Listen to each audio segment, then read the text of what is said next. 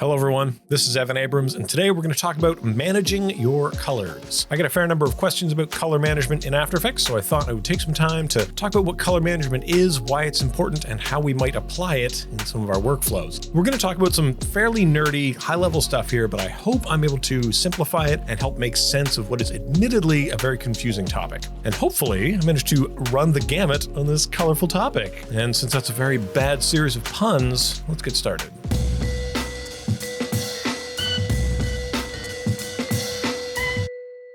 So in short, color management is the process that helps images look the way you expect. If I make something on my screen, then that gets shown on broadcast TV or a client screen or someone's phone. It's important that everything look the same, or at least it looks as I expect it to look. But why wouldn't it? Images on a screen are data describing how much a whole lot of lights need to be on or off. How on or off lights should be will be different depending on the technology. A projector is different from a CRT monitor and is different again from an LCD panel. And within those, an HD display and a UHD display are different again for what colors they can reproduce. And then, of course, the way images are captured is vastly different as well. Sensors take in light and encode that data using many methods and functions depending on the technology and the kind of processing that's done to it. And some images are created entirely digitally without any need to capture or convert light into data at all. Combining data from all these different sources that have different frames of reference is the challenge and purpose of color management. Devices understand color in the context of color spaces. A color space is like a set of instructions. These spaces are defined by which primary colors will get mixed together to make every other color, and how these things get mixed, as well as a set of instructions for how to encode luminance values, a very confusing topic called a transfer function, sometimes called gamma, and then which color is considered white. So the primaries, the transfer function, and the white point are what define a color space. We call the range of colors that a color space can understand its gamut. Wide gamut, narrow gamut. You'll most often see a gamut displayed on a 2D graph like this one. So this big space represents all the colors that our human eyes are capable of perceiving. Or you might see the same information displayed in 3D, mapping the red, green, and blue along the X, Y, and Z axis. This is commonly how we visualize and compare color spaces, by the shape, size, and orientation of the area they take up in these representations. If a color cannot be reproduced in a certain color space, we'll say it's out of gamut. It falls outside of the range. And so what happens when you make something in one color space, and then you try to display it in another? Going from large to small or small to large, or just a plain different color space to another, without transforming the colors, causes all manner of strangeness. Clipping, banding, tone jumping, hue shifting, oversaturated, undersaturated. This is why we want to carefully control the transformation from one space to another all through our workflow.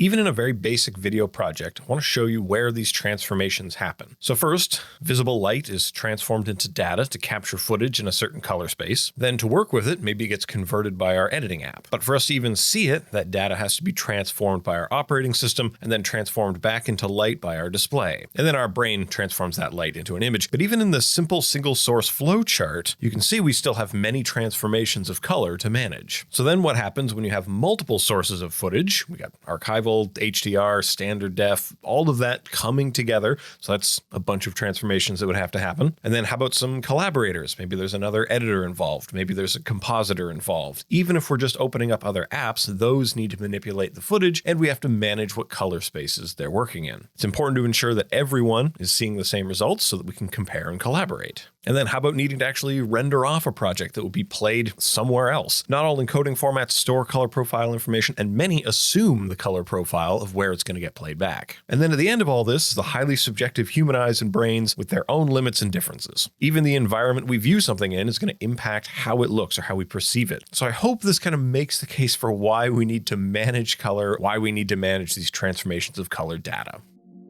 Since there are so many variables in flux in this process, it is really important to have an accurate and reliable display. That's why I really have to thank this video's sponsor, ViewSonic, for sending over this powerfully accurate panel here. This is the VP3881 from their professional line of monitors, capable of an incredible 4.39 trillion colors using 14-bit 3D lookup tables. These are capable of some of the most accurate image reproduction available. I'm usually a 2-monitor person. I've been very skeptical of the curved panel design, but this has really sold me on it. Every viewing angle is consistent. The anti-glare design works great in my residential home office here. I cannot speak highly enough about how this improves your experience when doing detail work. And since this is all about color management, they've done an amazing job calibrating this bad boy at the factory and loading it with the most common color profiles right out of the box. And like everything in their professional line, these are set up for hardware calibration, so you can always ensure you're getting the most accurate reproduction of colors. If you're looking to upgrade your monitor to a professional display, definitely check out the latest Color Pro lineup from ViewSonic.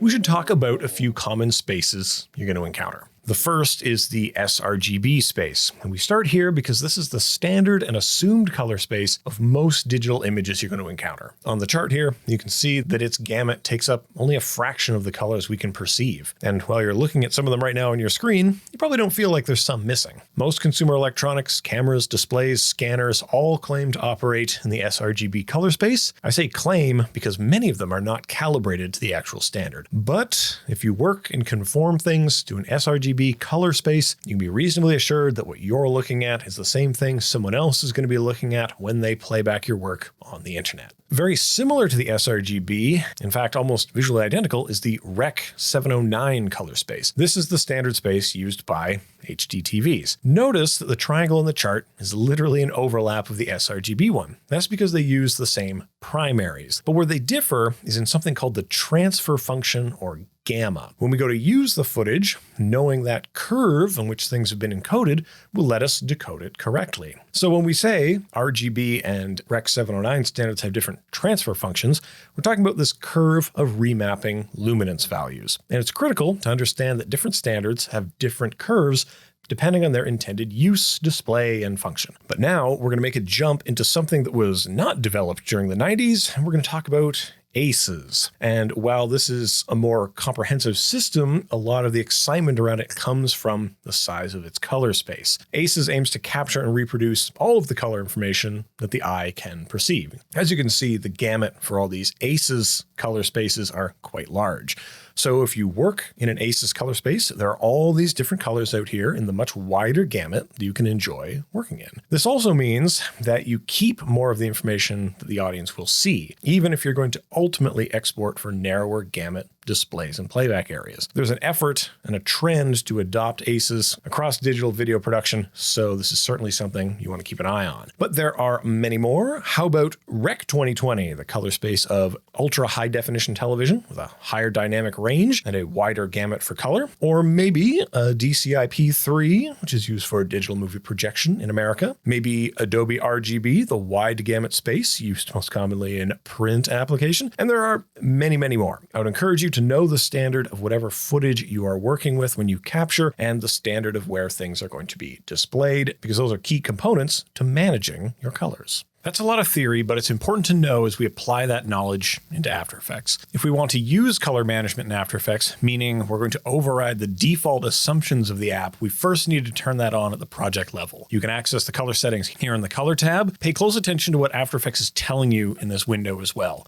Right now, with this set to none, it's going to tell us that linear light footage is going to be converted to gamma 2.2, assuming a working gamma of 2.2, which is close to the transfer function of sRGB. Transfer function's back. But in here, we can pick a specific working space. This is the space we're going to play in. It is the middle space between our inputs and outputs. Should this space be the same as most of your inputs? Should this space be the same as your outputs? Should this be a space that can encompass both inputs and outputs? Well, it's your working space, so you're going to have to make that decision yourself. But when we choose a color space, even if we're choosing the sRGB mode, that default mode, we're going to have access to more color management features in the app. There's a couple checkboxes here also to pay attention to. Linearize workspace will change that transfer function we've been talking about and will affect blending modes, motion blur. Anytime pixels are going to be blended and values are going to be combined, this can give you more pleasing gradients and blending. If you only want this to apply to blending modes, you can do that by clicking on this other box right here. Many CG apps can render out linear assets, and a linear working space is going to give you better image resampling, more lifelike motion blur, but colors are going to look different though. So proceed with caution, and if you want to set up a project to work in linear light, the recommendation is to do it at the beginning, because if you change this in the middle of a project, things start to look weird. However, with color management on, we can now enjoy previewing different outputs. Up here in the view panel, you can view simulated outputs. This is really critical for understanding how your work is going to look in different color spaces. The most common color space you're going to preview in here are sRGB and Rec. 709, so you can toggle between a bunch of those and some more legacy formats. If the conversion is not helping or slowing your system down, you can always disable your display color management up here as well. But management, as we said, is about the inputs and the outputs. Any asset you pull into the project, you can inspect up here in the project panel, so we can see what color profile assets are coming in with. If they're different from the project's working space, we're going to need to convert them. If you want to disable the conversions, you can click this preserve button, but this is where you can assign a color profile if the footage has not been correctly profiled. For example, I know that this clip here was captured for ultra high definition, and we know that the color space of UHD footage is Rec. 2020, not Rec. 709. What an oopsie. So we can manually override the inputs if they are incorrect. But you want to be certain. Look at what happens to the footage when I change the profile. The conversion is altering the values of those pixels. So if you pick the wrong profile to start, everything's going to look strange. Maybe you want to do this for some artistic effect. It's similar to cross-processing Kodak film using Fuji chemicals, but usually we want to be certain and profile things correctly so that they behave as expected. We can also convert our inputs in different ways using lookup tables or LUTs. A LUT is like a spreadsheet that explains how to remap color values from one space to another. They're also used for creative purposes, converting images to certain looks, but as a utility, a LUT can convert from one space to another very efficiently. To apply a LUT, you'll want to use the Apply Color LUT effect to your footage and select the appropriate LUT file. Most utility LUTs can be downloaded from your camera's manufacturer, so you'll want to look up those if that's part of your color management workflow. And we need to talk about outputs. We've brought stuff in, we're working with it in the color space, we're converting things, we're previewing, that's all great. But when we render, we want to manage the colors as well. In the output modules of your render queue, you have a color management tab where you're going to see similar options and warnings to your project settings. This will most likely mirror your project settings, but you can change it because we might need to be sending this to many different places. Maybe you need to render one for broadcast, you need to render one for web. Well, we can do that here in this interface. I do want to call your attention though to this part here where it says embedding color profiles.